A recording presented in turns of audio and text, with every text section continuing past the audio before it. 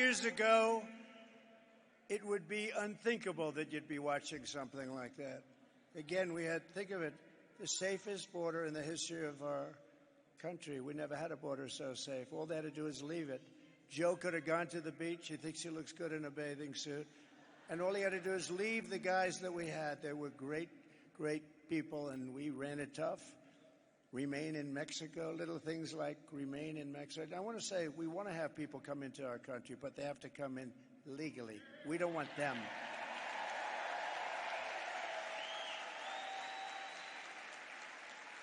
And now America is known all throughout the world as occupied America. They call it occupied. We're being occupied by a criminal force.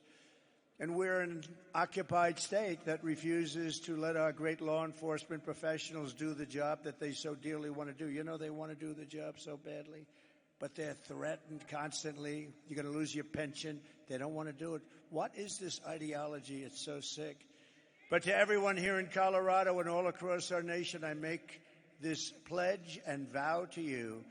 November 5th, 2024 will be Liberation Day in America. It will be Liberation Day.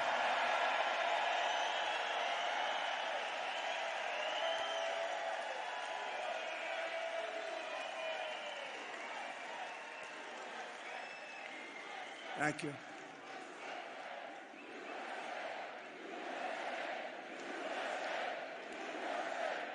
Thank you. I will rescue Aurora and every town that has been invaded and conquered. These towns have been conquered. Explain that to your governor. He doesn't have a clue. They've been conquered. And we will put these vicious and bloodthirsty criminals in jail or kick them out of our country, and we will be very, very effective in doing it. It's going to happen very, very fast. We're going to get them the hell out of our country. And if you're a weak and ineffective governor, Jared Polis, was doing his job, he would be leading the fight to get these gangs and thugs the hell out of Colorado now. And remember, it was Polis. So nice to me in the White House. Sir, yes, sir, called me sir. Called me sir. He would have done whatever the hell I wanted. Yes, sir. Oh, sir, it's such an honor.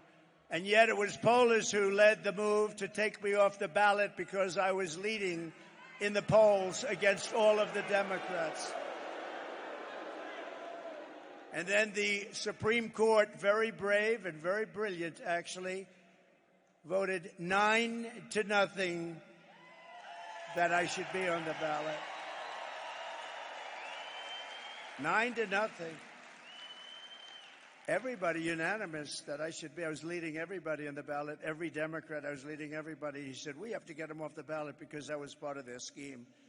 You know, not only the weaponization, but this was actually part of the weaponization. Their first move was to try and get me off the ballot. They didn't want to run against me. They liked other people much better. Much better. You know, we ran and won in 2016. We did much better by millions of votes in 2020, but we won't discuss that. And I will tell you, you see it by the crowd. You see it outside. Let's take a look outside. We are today, there's more enthusiasm for this movement, MAGA, the greatest movement. It's called Make America Great Again. There's more enthusiasm today than ever before.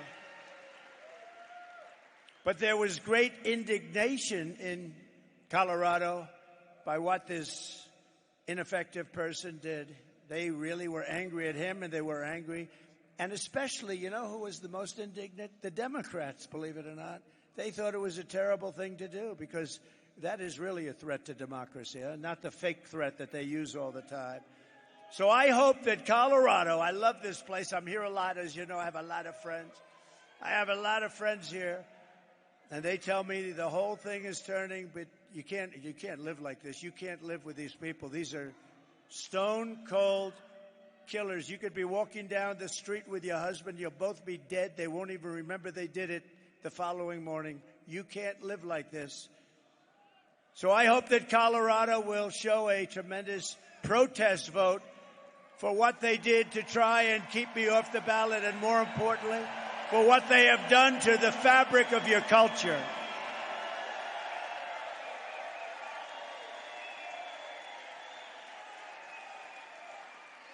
And remember, I really believe Colorado is, we're very close. We're very close. In fact, in one poll, we're leading by a little bit. Think of it, though. Think of it. The Democrats are good people. The Democrats were angrier than anybody. They thought it was terrible, the concept of it. And even when you get the 3 very liberal votes in the Supreme Court voting, and when they vote for Trump, it's got to be pretty off the wall, right? But they did. I respect them for doing it.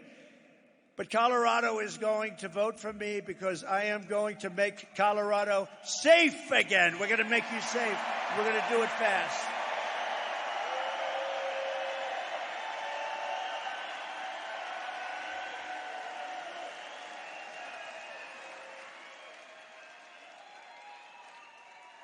In 3 local apartment complexes that Kamala has infested with the TDA, that's the gang that we talked about, the prison gang.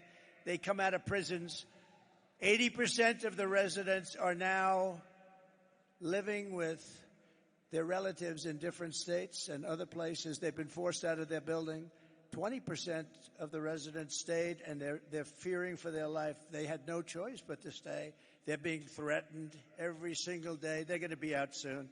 They're going to be out. They don't have to be out. I would say if they can hold out, on January 20th, it's too long. You better get out of there. It's too unsafe. But January 20th, those guys are going to be out on their asses, and they're going to be out of this country. They're going to be out of their country.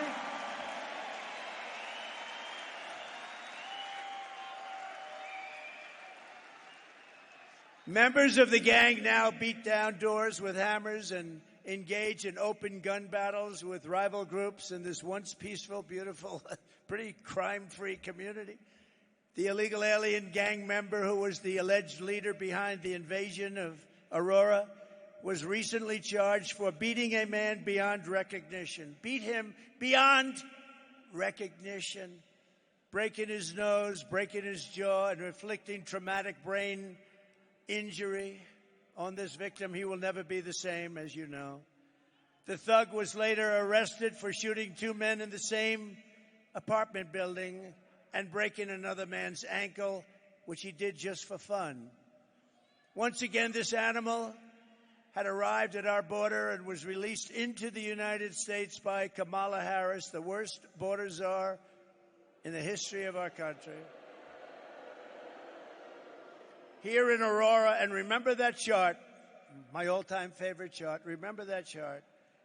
Look what happened, that arrow, all-time low in history, and then look it to the right. Look what happened literally the day they took over. It became a scene that nobody thought was possible, not in this state. I know this state very well. I've been here so much, and not in this state. Nobody thought this was possible, that would even be up here talking about this.